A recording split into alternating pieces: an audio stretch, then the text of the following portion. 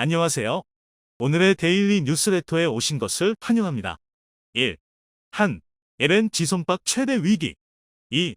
한국이 국산화하는 진짜 이유. 3. 한국 기술 미쳤다. 한번 진실을 알아봅시다.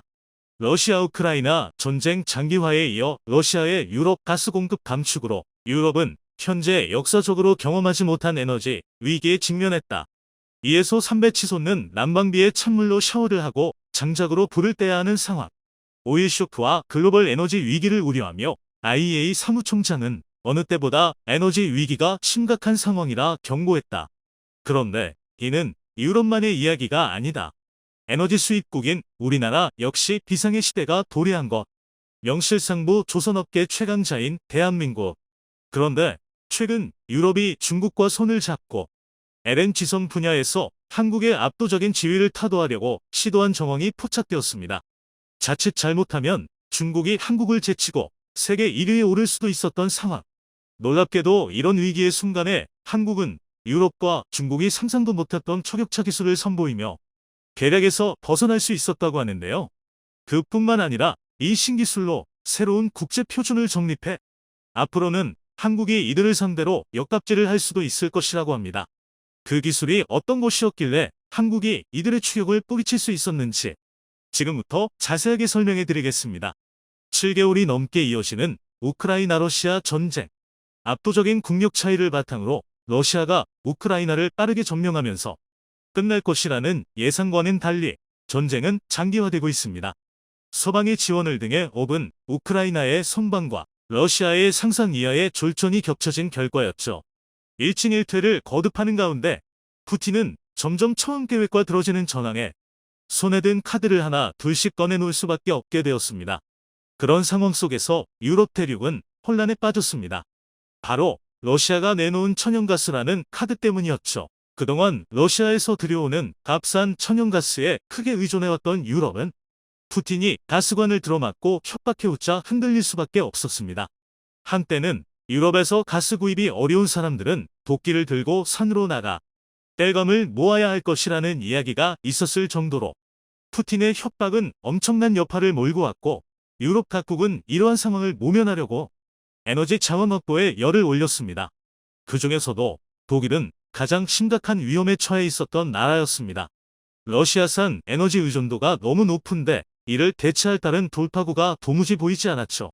결국 자신있게 내세운 탈원전 정책도 잠시 중단하고 원전 도입을 서두르는가 하면 은근슬쩍 친환경 에너지에 원자력을 포함시키며 에너지 수급을 위해 체면도 가리지 않게 되었습니다.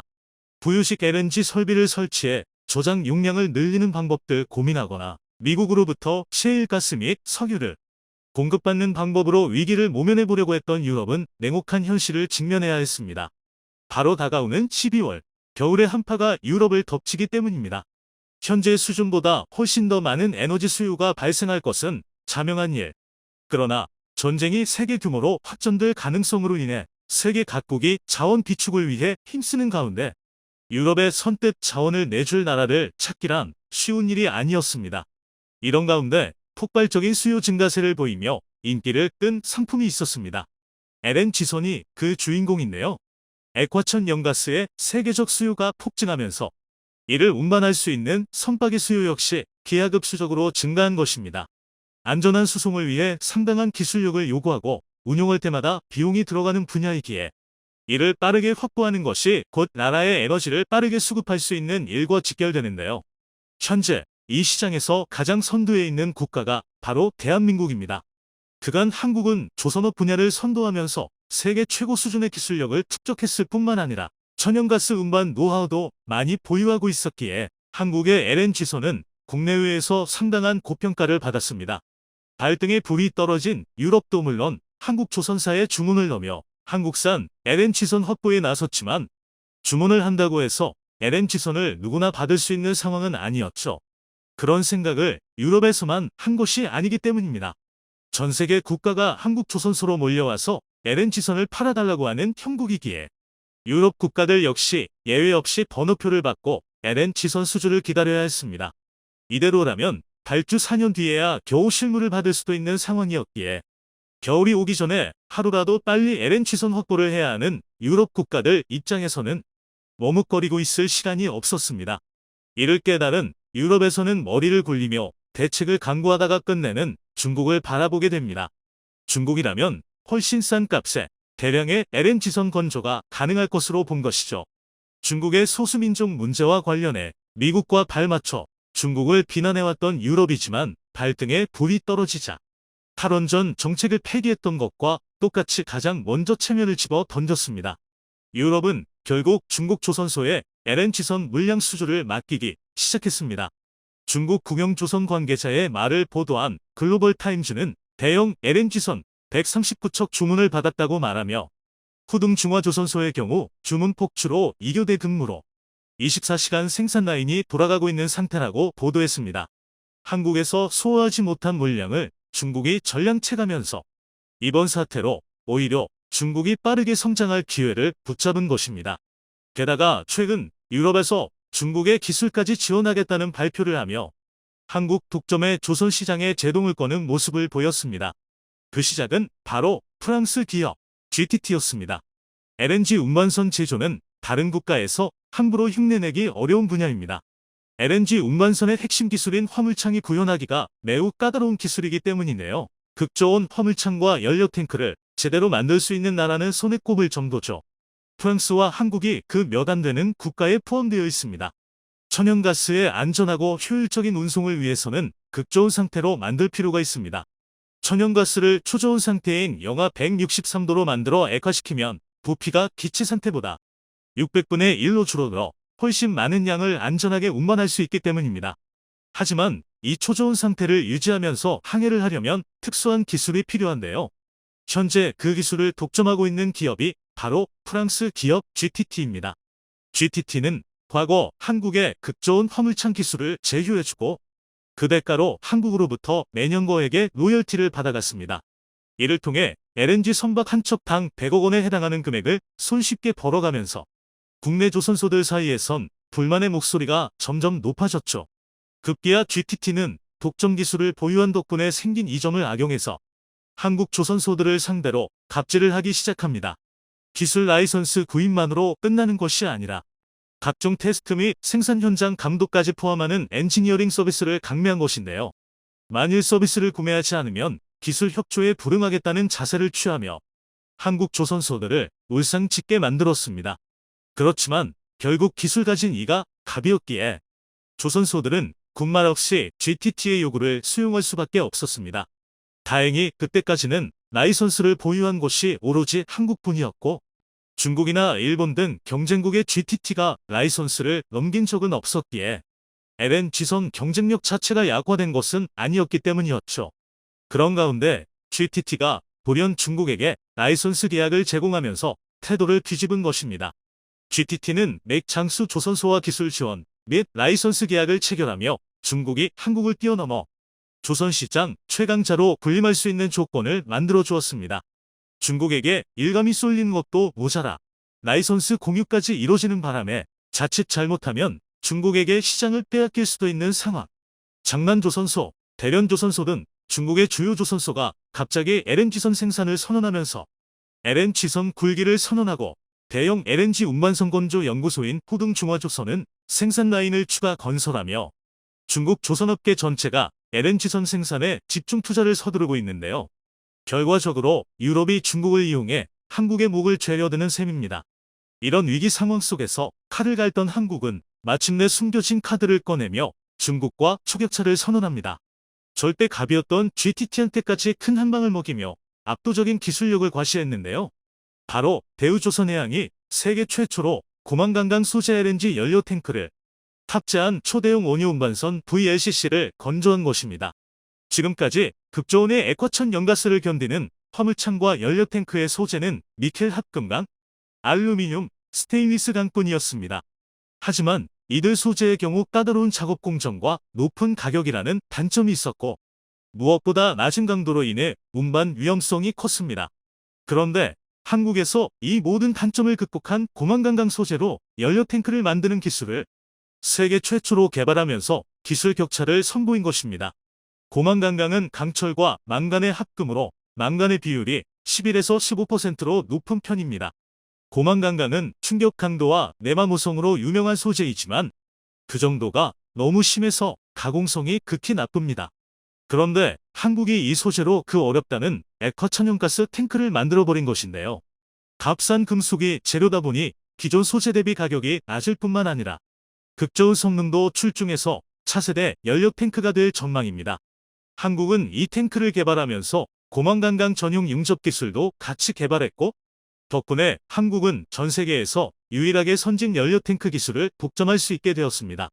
게다가 이를 통해 GTT의 기술에 기대지 않는 독자적인 극저온 화물창 기술인 KC2 기술 개발에 진척을 보이고 있다고 밝혔는데요. 기존 화물창인 KC1의 문제를 보완, 기술적인 한계를 뛰어넘어 한국 고유의 화물창 기술 보유가 멀지 않았다고 밝히며 프랑스 독점 체제를 한국이 추월할 수 있다고 선언했습니다.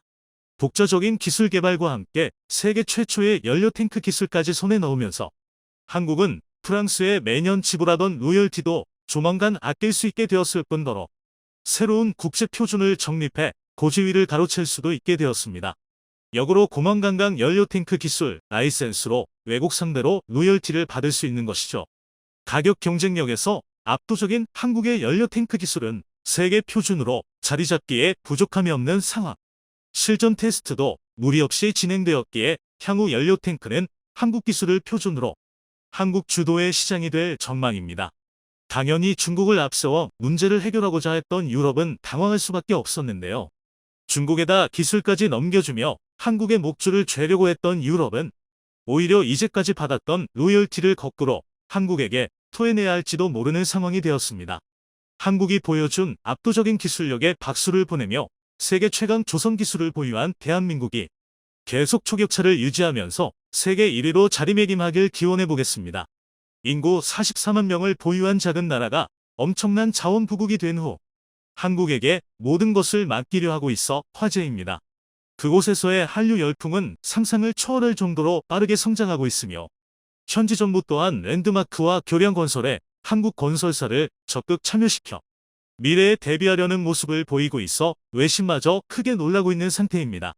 미국, 영국, 중국 등 세계 각국이 관심을 두는 작지만 강한 나라인데 이런 나라가 왜 한국과 협력하길 바라는지 자세한 이유 알아보겠습니다. 말레이시아와 인도네시아가 양분하고 있는 보르네오는 세계에서 세 번째로 큰 섬입니다. 천연자원의 보고로 알려진 이 섬의 북단에는 또 다른 국가가 자리 잡고 있습니다. 제주도의 3배 정도 크기인 브루나이가 존재하고 있는 것입니다. 브루나이는 원유 덕분에 국민들이 세금 없이 엄청난 복지를 누리고 있습니다. 대학교까지 무상교육을 제공하며 용돈도 주고 병원비는 거의 무료입니다. 약 800원만 내면 추가 비용 없이 모든 의료 지원을 받을 수 있는 것입니다.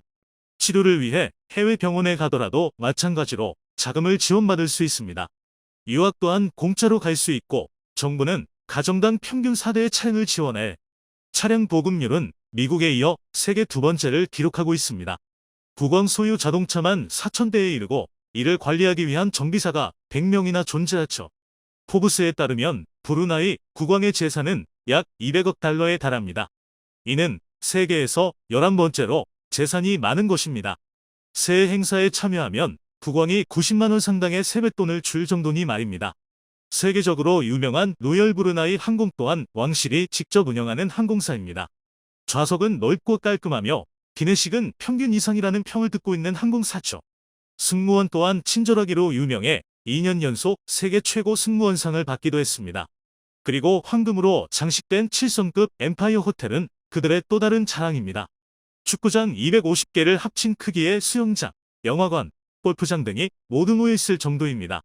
브루나이가 이렇게 되기까지는 기가 막힌 반전이 있습니다. 그들은 한때 15에서 17세기 보르네오 섬 전역과 북부 필리핀을 지배하는 광대한 영역을 지닌 막강한 나라였습니다. 그러나 유럽의 침략이 시작되면서 서서히 쇠락해간 역사가 있습니다. 1800년대부터 시작된 영국의 침입으로 국토가 대폭 쪼그라들었고 2차 세계대전 때는 일본군의 점령을 받기도 했습니다. 그 후 영국의 자치정부가 되었다가 1984년 최종 독립을 했던 나라입니다. 브루나이가 두 조각이 난 것 또한 영국 식민지의 결과였습니다. 영국은 브루나이 중간 림방 지역을 장악해 사라왁에 포함시켰고 그 후 사라왁은 말레이시아로 합류되면서 현재 상태가 이어지고 있는 것입니다. 그들은 말레이시아의 영토 반환을 요구했지만 번번이 거부되었습니다. 그러다 2009년 국경협정을 맺어 지금 상태로 분쟁이 종료된 상황입니다. 그런데 브루나이가 부국이 된 이유는 1920년대 영토와 주변 해역에서 발견된 막대한 석유 자원 때문입니다. 석유 매장량은 11억 배럴이었고 천연가스 매장량은 3천억 입방미터로 추정되고 있습니다. 동남아에서 세 번째로 큰 석유 생산국이 됐으며 하루 평균 13만 배럴을 뽑아내고 있는 상태입니다. 구매력 기준 1인당 GDP가 7만 7천 달러를 기록하며 한국의 약 2배 수준이 된 것도 이런 이유 때문입니다. 독일 15위, 한국 23위, 일본 28위, 보다 높은 세계 8위를 하고 있는 상황입니다.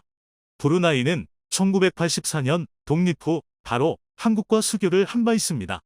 볼키아 국왕은 독립 직후 한국을 방문하는 등 긴밀한 관계를 타진해왔습니다.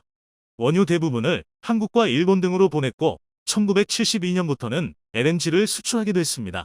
원유와 천연가스는 브루나이 경제의 근간입니다.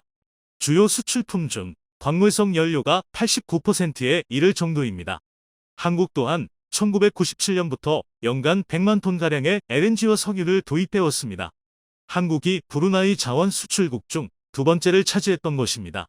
브루나이는 2008년 대우조선해양에 2척의 LNG 운반선을 발주했으며 현대중공업 또한 여러 척을 수주해 2015년 인도한 바 있습니다. 하지만 석유 자원은 무한정 있는 것은 아닙니다. 현재 운영 중인 가스전들은 2034년 이후 생산 종료가 예정되어 있습니다. 그들은 자원 의존도를 낮추고 산업을 다각화하기 위해 한국과의 협력을 원하고 있습니다. 2018년에는 포스코 대우와 LNG 밸류체인 확보를 위한 MOU를 체결했고 신규 가스전의 탐사부터 판매까지 관련 사업을 한국과 함께하자고 제안해왔습니다. 2019년 정상회담 때는 브루나이가 LNG 장기 계약을 진행하면 한국이 적극 참여하겠다는 약속을 하기도 했습니다. 이는 최근처럼 에너지 가격이 급등하는 상황에서 큰 힘이 되는 내용입니다. 우리 기업들은 1970년대부터 브루나이에서만 50여 건의 건설 사업을 수주하며 인프라 구축의 핵심 역할을 하고 있습니다. 그 중에서도 대림산업이 브루나이를 사로잡은 매력은 신뢰와 기술력입니다. 그 나라의 문화와 관습을 존중하며 이에 철저히 맞추는 행보를 보였던 것입니다. 대림산업은 1970년 LNG 플랜트 개수공사로 브루나이와 첫 인연을 맺은 바 있습니다. 이후 14건의 사업을 추가로 따냈고 2013년 수주했던 브루나이 최초의 사장교 리파스 대교는 이 나라의 랜드마크로 자리 잡아왔습니다.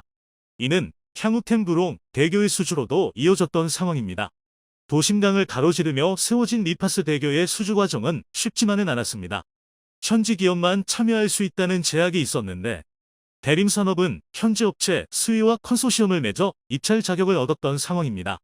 첫 특수 교량이다 보니 기술적인 측면과 디자인적 요구사항 또한 상당했습니다. 대림산업은 이슬람 사원을 상징하는 돔 모양을 디자인해 주탑에 적용했고 1층에는 이슬람 기도실을 만드는 등 현지화에 최적화된 형태로 제안을 했습니다. 9.5톤 무게의 돔을 주탑 정상에 안착시켰을 때는 감탄사가 쏟아져 나왔죠. 그렇게 현지에서 가장 높은 157m의 구조물이 탄생했던 것입니다. 주탑 높이는 국왕의 생일인 7월 15일에 영어식 표기를 따서 정해졌습니다. 그렇게 리파스 대교는 2017년에 완성됐고 기존 40km를 돌아가야 하는 거리는 607m로 줄어들었습니다. 성공적인 건설 과정은 동남아 최대 길이 다리 30km인 템브롱 대교 수주로 이어졌던 상황입니다.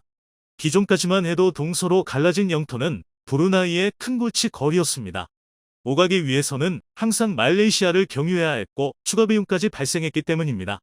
브루나이가 이를 해결하기 위해 선택한 나라는 한국이었습니다. 대림산업은 2015년 템브롱 대교의 핵심인 해상 교량과 사장교 2개 구간을 약 7,500억 원의 수주를 한 바 있습니다. 해상교 부분만 무려 14.5km로 인천대교와 비슷한 규모입니다.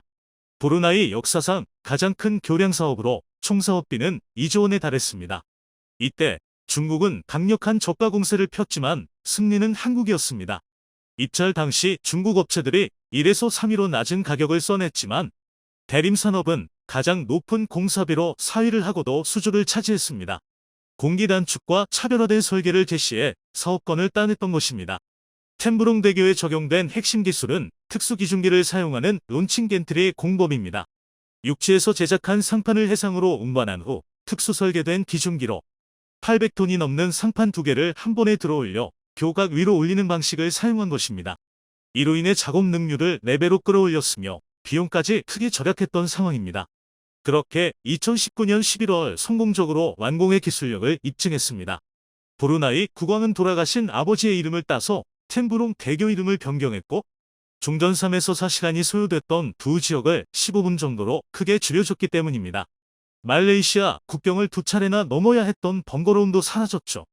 한국의 기술력은 브루나이 국토를 통서로 연결시켜줬고 국민 통합에 기여하면서 현지에 강렬한 인상을 남긴 것으로 나타났습니다.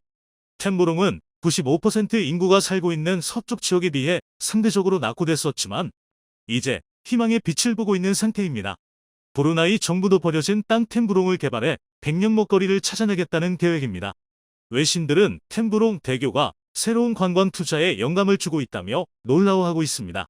올해 해외 건설 SOC 부분 최우수상으로도 템브롱 대교가 뽑혀 대림 산업이 특수교량의 강자임을 입증시켜주고 있습니다. 세계 특수교량은 한국과 중국, 일본이 치열하게 경쟁하는 시장이죠. 한국은 그 밖에도 다양한 랜드마크를 건설했는데 경남 기업은 국왕 즉위 25주년을 기념해 최대 규모 모스크를 건설하기도 했습니다. 결국 한국에 대한 이미지는 크게 좋아졌고 한류 또한 급속도로 퍼지고 있습니다.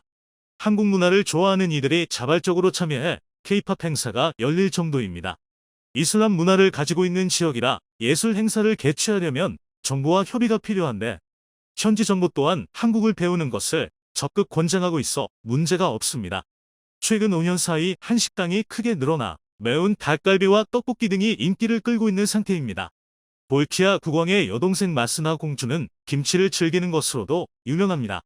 한류의 인기에 힘입어 한국어 학습에 대한 관심도 높아지고 있습니다. 현재 브루나이 국립대학에 한국어 과정이 개설돼 있을 정도입니다. 그리고 태권도를 배우는 이들도 넘쳐나 한국 문화에 대한 선호도를 실감시키고 있습니다. 그리고 기아차는 점유율을 20%대까지 끌어올리며 도요타를 밀어내고 있습니다. 코로나 전 브루나이를 찾은 한국인은 연간 1만 5천 명 정도였습니다. 그리고 한국을 찾은 브루나이 국민 또한 5천 명 가까이나 됐습니다. 한국 인구가 100배 이상 많다는 점에서 인기를 알 수 있는 대목입니다. 코로나 전 브루나이를 오가는 항공편은 주 4회였고 최근에도 관광 상품을 같이 개발하자고 제안해오고 있습니다. 브루나이는 한국의 전통 우방국이라는 평가를 받고 있는 상황입니다. 유엔과 국제사회에서 한국의 입장을 적극적으로 지지하기 때문입니다. 최근에도 일본이 트집을 잡아 한국의 가입에 반대하던 CPTPP 환태평양동반자 협정에 브루나이는 적극적으로 한국을 옹호하며 호주에 이어 2번째로 찬성 의사를 표하기도 했습니다. 그들은 관광, 정보통신, 제조업, 농수산업 등 거의 전 분야에서 한국과의 협력을 희망하고 있습니다. 이를 위해 한국 특허를 그대로 인정하는 특허 인정 제도를 도입했을 정도입니다. 이는 높은 신뢰가 없으면 불가능한 일입니다. 한국과 미래를 만들고 있는 브루나이. 지속적 협력 관계를 이어가길 바랍니다. 영상이 도움이 되셨다면 구독과 좋아요 부탁드리며 오늘도 감사합니다. 최고로 멋진 하루 보내시길 바랄게요.